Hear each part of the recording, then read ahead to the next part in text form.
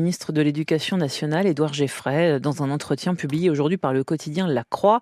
Pas de nouveau bêta-rame, autrement dit, pas de nouveau scandale de maltraitance découvert dans un établissement catholique privé. Après un vaste audit, 1500 contrôles déjà réalisés ou encore en cours et qui doivent se terminer d'ici à la fin de l'année. 29% de ces contrôles ont déjà donné lieu à au moins une mise en demeure, souvent pour des raisons administratives, on va le voir. Mais sur le millier de contrôles déjà effectués, il y a eu tout de même 6 signalements au procureur pour des maltraitances. On va en parler avec vous, Valérie Ginet, bonjour. Oui, bonjour. Vous êtes secrétaire générale de la FEP-CFDT, première organisation syndicale de la formation et de l'enseignement privé. 6 signalements d'abord au procureur pour, en première analyse, dit le ministre, dans la Croix, des situations individuelles de maltraitance et parce que la présence d'un inspecteur a libéré la parole. Ça veut dire que sans ces contrôles, peut-être que ces cas n'auraient pas été repérés ?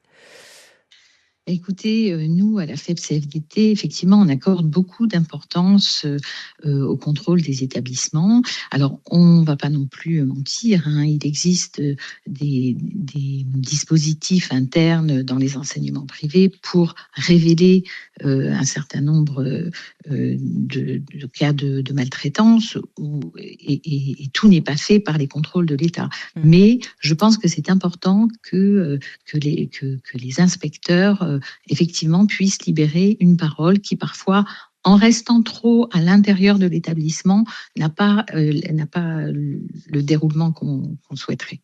Les contrôles se passent dans un cadre apaisé, dit le ministre, vous êtes d'accord ? Écoutez, je n'ai pas de vision sur tous les contrôles, mais effectivement, je pense que les établissements ont l'habitude maintenant, surtout qu'un guide qui a été fait par l'administration montre bien quelles sont les prérogatives de ces contrôles, et je pense que ça se passe mieux. Nous, ce qu'à la FEP-CFDT on défend, c'est que l'équipe pédagogique, c'est-à-dire les enseignants et les personnels de vie scolaire, puissent être associés aux résultats de ces contrôles. Et c'est ce qui ne se passe pas, c'est-à-dire que lorsque le contrôle fait état de recommandations, tout se passe entre le chef d'établissement et l'administration, et l'équipe pédagogique qui a quand même participé au contrôle aimerait bien aussi pouvoir avoir le résultat de ce contrôle pour participer à faire mieux à l'avenir. Et ça se passe comment en fait ? Vous êtes prévenu justement qu'un inspecteur doit venir ? Ça dépend. Il y a des inspections qui sont inopinées, et puis il y a des inspections prévues, effectivement, et dans lesquelles on demande généralement aux enseignants de participer en préparant toutes sortes de rapports sur leurs activités quotidiennes. Oui, ce que dit le ministre aussi dans La Croix, c'est qu'il a fallu trouver une méthode, qu'au début on a tâtonné dans ces contrôles parce que, je cite, des contrôles de cette nature n'étaient pas inscrits dans les habitudes de l'enseignement privé. Ça paraît étonnant, mais effectivement, oui. Vous n'en aviez pas l'habitude. Non, effectivement, il y avait très très peu de contrôles qui étaient diligentés dans les cas très graves. Non, il n'y avait pas de contrôle, il y avait une sorte de confiance, d'habitude entre l'enseignement privé et l'État.